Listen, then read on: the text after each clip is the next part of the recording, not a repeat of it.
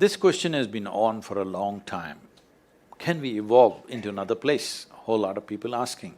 Can we make a bigger brain so that we could act better, we could be more intelligent, we could do many more things? So neurologically, certain neurological scientists have explained this. See, if you want to increase the capacity of this brain, one thing is you must pack more neurons. This is how a lot of children are born with excess neurons. Those are the children who are hyper, very brilliant but hyper and unstable.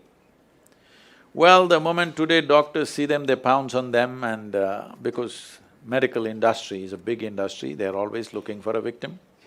And pharmaceutical industry is the second largest industry, so they pump something into it, they give some name ADD, ADH, ABC or XYZ.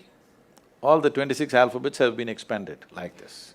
But when a child is like this is not abnormal, this is normal. A whole lot of children are born like this, that there is excess neurons in the brain.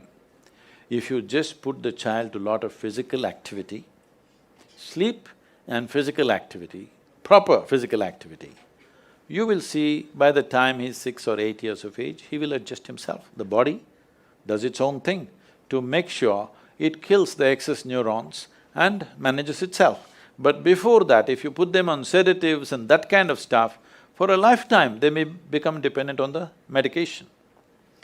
Having said that, another way to enhance your brain capacity is to increase the size of the neuron. If you increase the size of the neuron, the capacity of the brain could expand big time. But right now as you sit here in a restful condition, more than 20% of your energy is being consumed by your brain. Your brain is only this much, hardly 2 pounds. This much body consumes only 80%. This consumes 20% sitting here. If you increase the size of the neuron, the kind of energy that it will demand, the body cannot sustain. So this is what the neurological assessment is. But Adi Yogi, over 15,000 years ago, said something very unique. People asked the same question. So Adi Yogi said, see, you can learn to use your existing capacities in a much higher way than the way you're using it right now. If you become more and more conscious, your body and brain, you can use it in many more ways than they're using right now. But if you have to physically or physiologically evolve, then the way the planetary systems are, some change needs to happen in the solar system, because solar system is like a potter's wheel. It has spun this and it has reached its peak.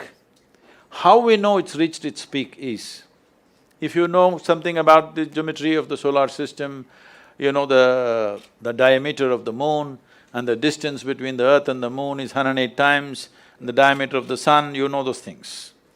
So, if you look at the human system, there are 114 junction points or chakras as they're called. The first two are outside the physical body, so we usually don't talk about it unless it's for some mystical purposes. So 112, out of that 112, 4 of them, you cannot do anything about them. If you take care of the 108, the remaining 4 operate by themselves, they have an intelligence of their own. We cannot do anything about it.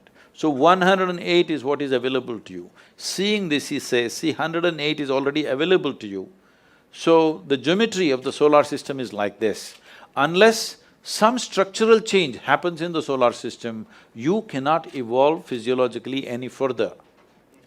But your ability to use the same thing in better and better ways is always available to you.